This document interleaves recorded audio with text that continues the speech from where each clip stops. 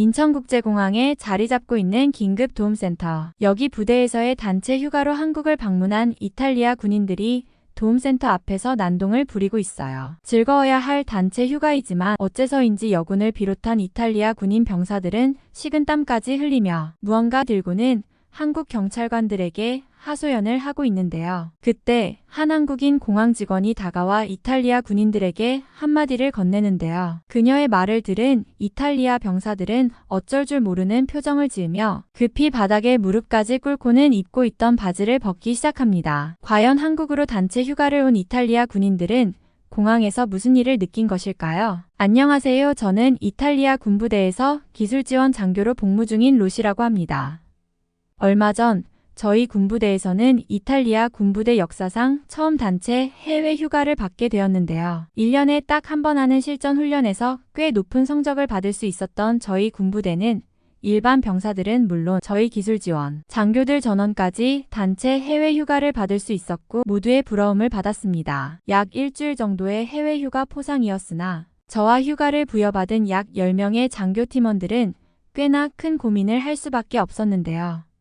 군대장님의 지시사항으로 정한 것 없이 해외로 단체 휴가를 나가야 했으나 대부분의 인원들은 해외여행을 단 한 번도 경험해보지 못한 인원들이 다수였고 대체 어디로 여행을 가야 하는지 도무지 갈피를 잡지 못하고 있었기 때문인데요. 저희 장교 팀원들 중 유일무이하게 한국의 게스트하우스에서 약 한 달 동안 직원으로 일했던 경험이 있다던 비안키는 자기가 많은 나라를 여행해 본 것은 아니긴 해도 아마 한국으로 단체 휴가를 간다면 후회는 없을 것이라며 저희를 설득하더군요. 한국에 대해서 도무지 알지 못하던 동료들은 한국은 아시아 나라가 아니냐며 무시하는 것처럼 태도와 한국으로의 단체 휴가를 반대했지만 저는 과감하게 비안키의 말을 믿고 장교 동기들을 통솔해 약 일주일 뒤 한국으로의 단체 휴가를 진행하게 되었습니다. 한국행 비행기에 올라타는 그 순간까지도 대부분의 팀원들이 한국을 왜 가야 되냐는 말과 함께 미국과 유럽권의 다른 나라들도 평판이 높은 관광명소가 많은 데라며 한숨을 쉬기도 했으나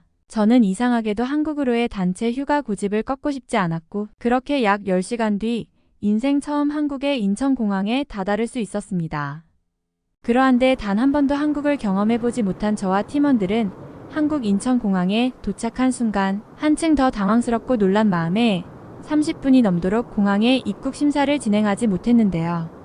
한국이 아시아의 나라라는 이유만으로 그저 그런 후진국이라고 생각했었으나 실제 처음 마주한 한국의 인천국제공항은 이탈리아 공항의 약 10배 정도 되는 크기는 물론 말 그대로 한국이라고 하는 나라의 모든 기술력을 공항에 압축시킨 듯 무척 놀랍고 신기한 것들이 많았습니다. 특별히 최고 놀라웠던 것은 이탈리아 공항에서는 아예 볼 수 없었던 공항 내부의 커다란 쇼핑몰과 식당들이었습니다. 한국인들에게는 이러한 공항의 시설들이 그저 단순하고 평범해 보일 수 있지만 이탈리아의 공항에서는 치안의 문제 때문에 이러한 공공시설에 있는 쇼핑몰과 식당들은 경찰과 함께하지 않다면 자유롭게 이용을 할 수도 없다고 하고 주인들은 가게 문을 열기도 어려운 것이 보통인데 이상하게도 한국은 이러한 가게를 지키는 경찰들을 아예 볼 수 없는 것은 물론 쇼핑몰과 식당을 이용하는 외국인들까지도 아무런 경찰의 제재를 받지 않고 있었기 때문이에요. 이탈리아를 잘 모르는 사람들은 이탈리아가 치안이 좋은 나라 아니냐며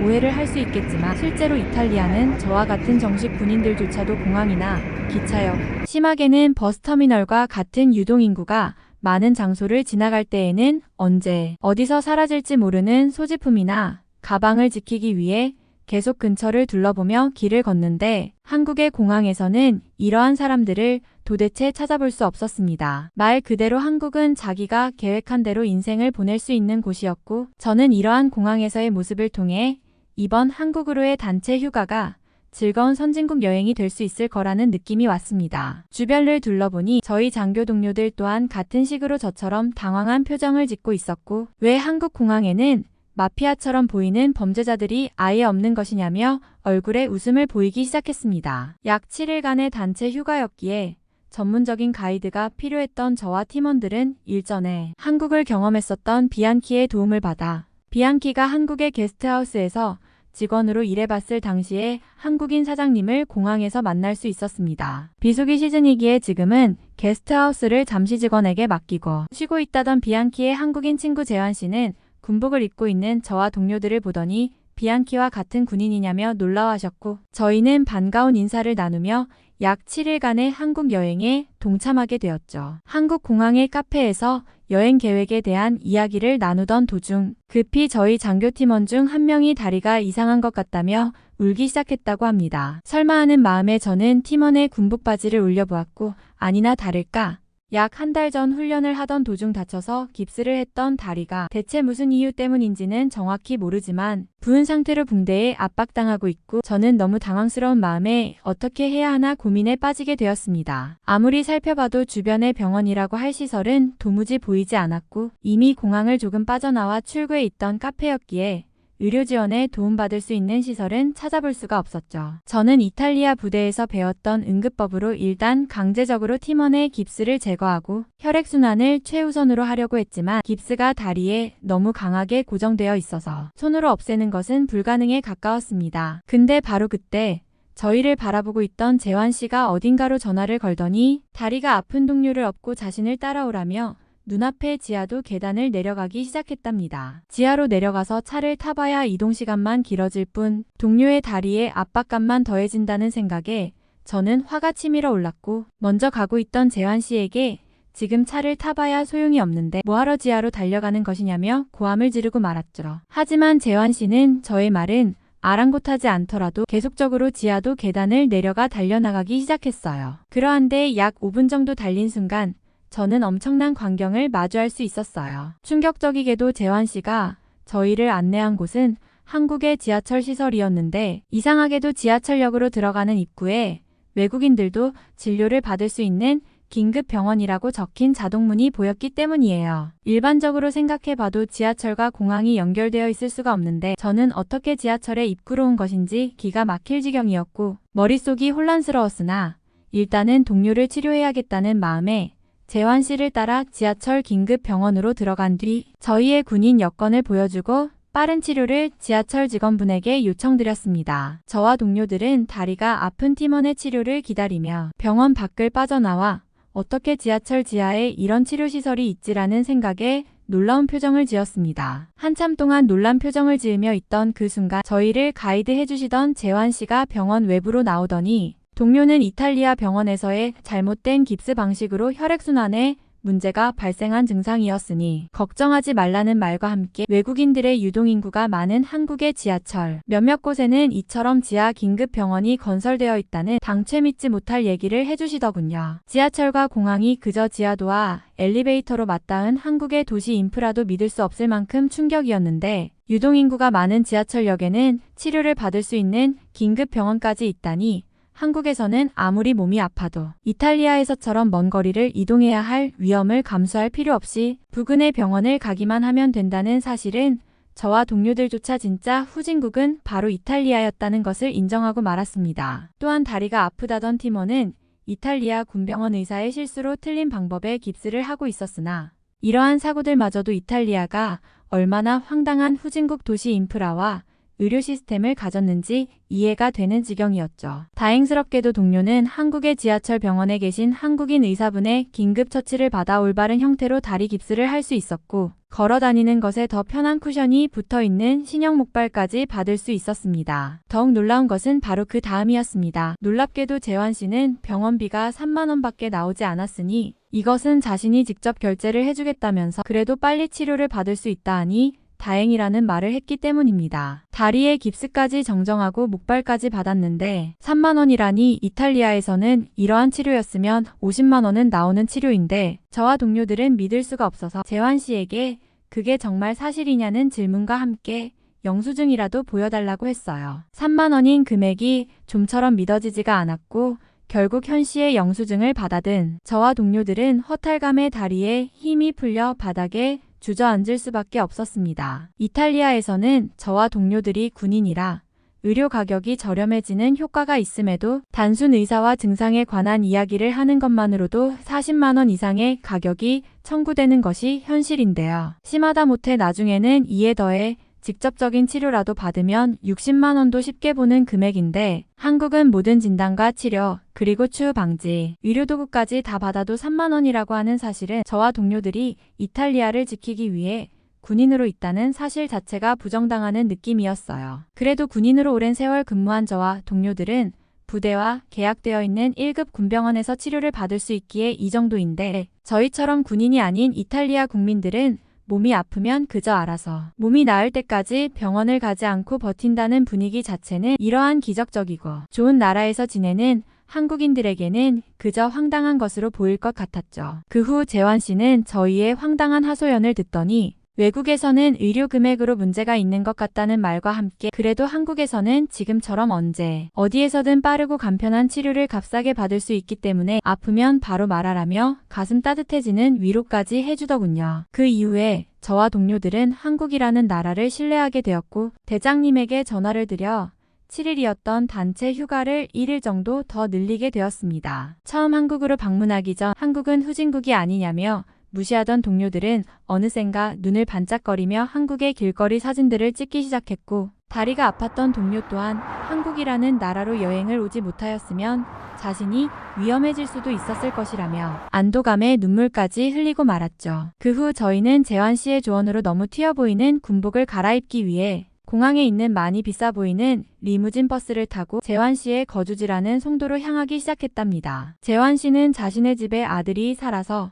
건장한 체격인 저희가 입을 수 있는 옷도 많이 있다는 말을 해주며 자신의 집으로 저와 동료들을 초대했고 일단은 옷을 갈아입고 송도를 시작해 서울로까지 여행을 즐겨보자며 구체적인 가이드까지 해주더군요. 동료들과 같이 한국의 리무진 버스를 타고 송도로 향하던 저는 창 바깥으로 보이는 송도의 풍경에 그만 할 말을 잃고 말았습니다. 이탈리아에서는 보기 힘들던 도시와 풍경이 어우러진 모습은 물론 대단하게 긴 호수의 옆으로 높게 솟아있는 한국의 빌딩들은 이탈리아와는 비교도 되지 않는 인프라처럼 보이는 것이 확실했죠. 동료들도 저의 옆에 붙어 한국의 도시 풍경을 관찰하기 시작했고 몇몇 동료들은 SNS 계정으로 송도의 풍경을 촬영해 업데이트하기까지 하였습니다. 하지만 진짜 놀라운 것은 바로 버스를 내린 다음부터였어요. 약 40분의 시간이 걸려 버스에서 내리게 된 저와 동료들은 이미 버스 정류장에 나와 있는 재환 씨의 아들의 도움을 받아